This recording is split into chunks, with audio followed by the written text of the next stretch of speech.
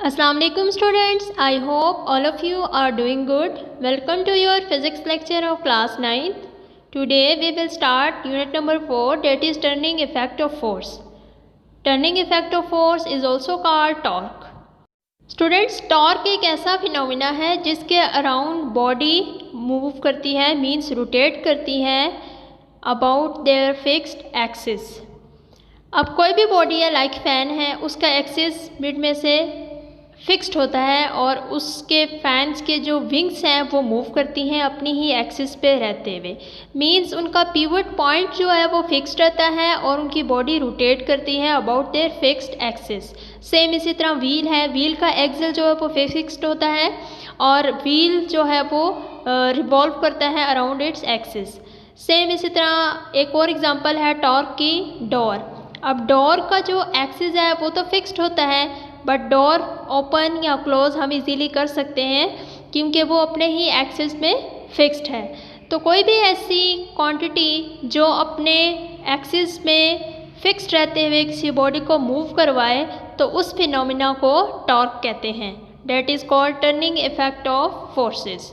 Torque को टा से शो करते हैं और टॉर्क यूजुअली हर उस बॉडी में होता है जो अपने ही एक्सिस पे रहते हुए रोटेट करता है। Either it can be door, it can be wheel of car or bike and so on। बहुत सारे ऐसे ऑब्जेक्ट्स हैं जो अपने फिक्स पॉइंट पे रहते हुए, मीन्स अपने एक्सिस पे रहते हुए वो बॉडी रोटेट करती हैं। तो ऐसी बॉडीज़ को हम टॉर्क कहते हैं, उसमें टॉर्क प्रोड्यूस होता है। बेसिकली जो रोटेशन है उसी को टॉर्क कहते हैं, जो अपने फिक्स पॉइंट पे रहते हुए बॉडी रोटेट करती है।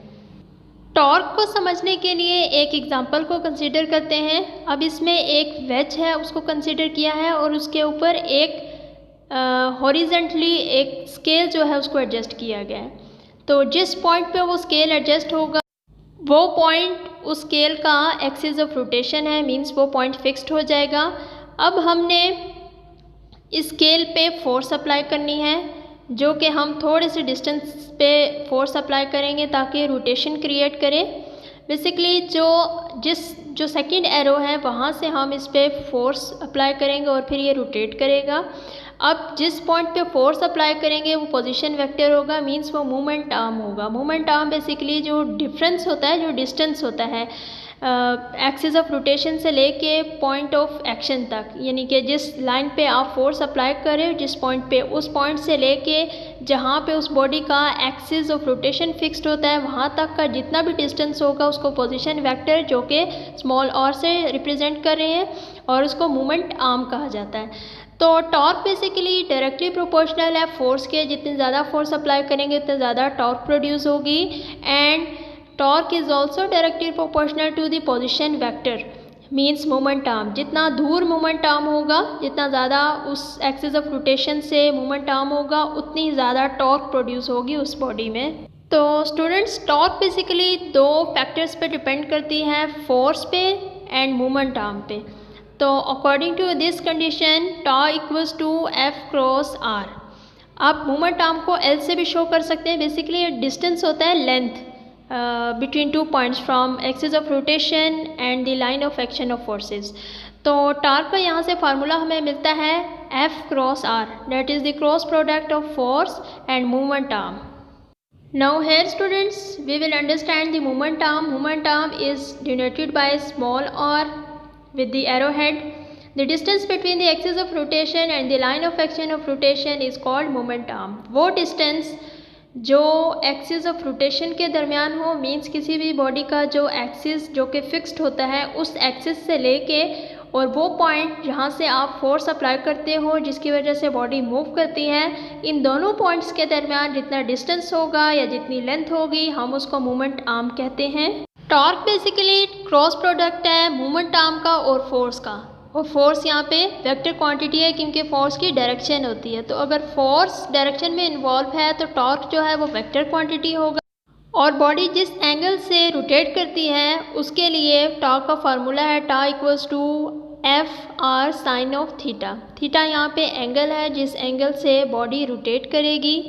लेट्स सपोज एक बॉडी है, आपने उस पर फोर्स अप्लाई की और वो बॉडी बिल्कुल एक लीनियर मोशन में स्ट्रेट मूव किया।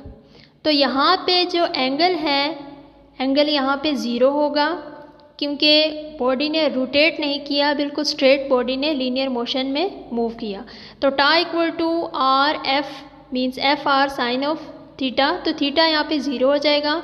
तो tau equal to F R into sine 0 means 0, तो टा इक्वल टू 0 आ जाएगा। 0 किसी भी टर्म के साथ मल्टीप्लाई होगा तो उसको 0 कर देगा।